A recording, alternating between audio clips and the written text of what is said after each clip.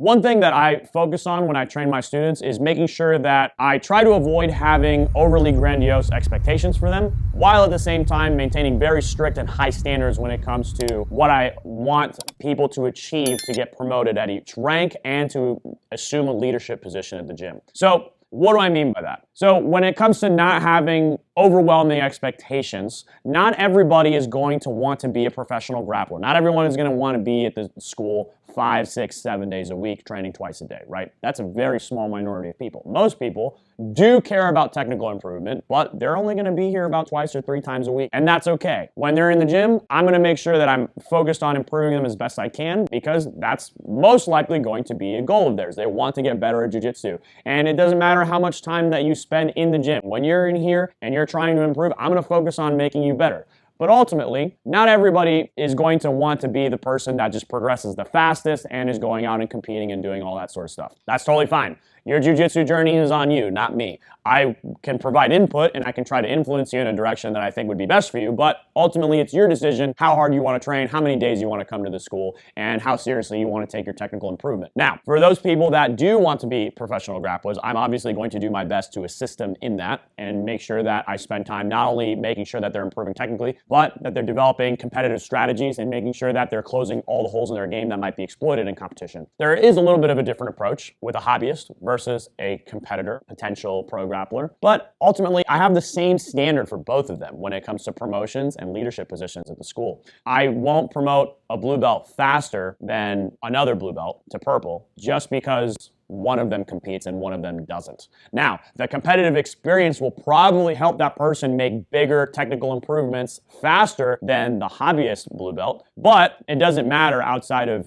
who's probably going to progress the fastest. The competitor is probably going to progress faster, but ultimately, the standard for achieving the purple belt under me is the same. I expect certain things, and whether you compete or whether you don't, those things are going to remain the same. The other thing I realize is that if you want to make sure that you maintain a consistent high standard of excellence and knowledge and teaching ability through all your black belts and their black belts underneath them and the black belts underneath them, right, going through each generation, then you need to make sure that you don't lower your standards just because you like somebody and want them to achieve the next rank. What you're trying to do by maintaining the integrity of your martial art and your brand and your ability of your affiliations to teach and do a really good job when they're coaching the next generation of grapplers, you need to make sure that you do not lower standards and you only promote people that deserve it, that follow your philosophy when it comes to strictness and teaching and things like that, so that you don't get it watered down. Because I see this happen a lot. You might get a really, really solid, good grappler, world-class grappler, and then 3 generations down from then in terms of belt promotions, now you see schools that are just not very good, and their coaches, they just don't have nearly as high level of an understanding of jiu-jitsu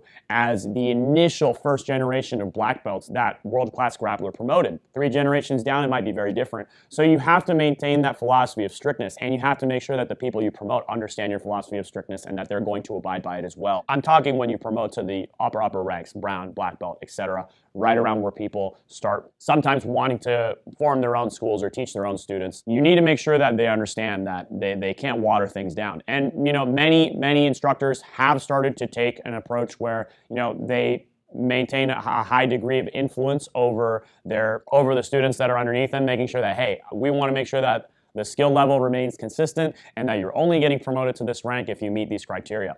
Now, that means that pro grapplers are obviously going to probably achieve those criteria faster than hobbyists, but hobbyists can absolutely achieve it, right? Hobbyists can absolutely become black belts and become really, really good. There are people that I know that have never competed, not even once, and they are amazing on the mat, right? They are just superb grapplers and superb training partners. So they're definitely out there. Don't misconstrue this.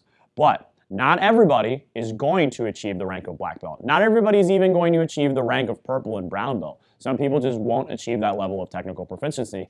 And you have to make sure that just because someone's been on the mat for 10 years doesn't mean they deserve a brown belt, doesn't mean they deserve a black belt, doesn't mean they deserve any rank, honestly.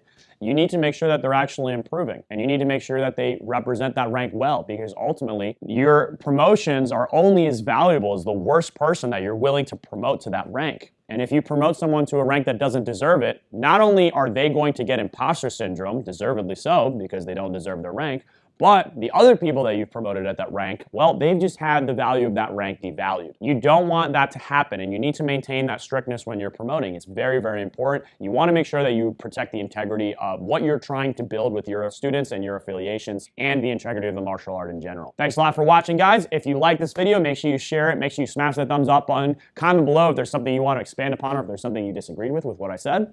Also, make sure you subscribe to the channel and you click that notification bell. That way you guys get notified every time we have new videos out there. Thanks a lot, and we'll see you next time.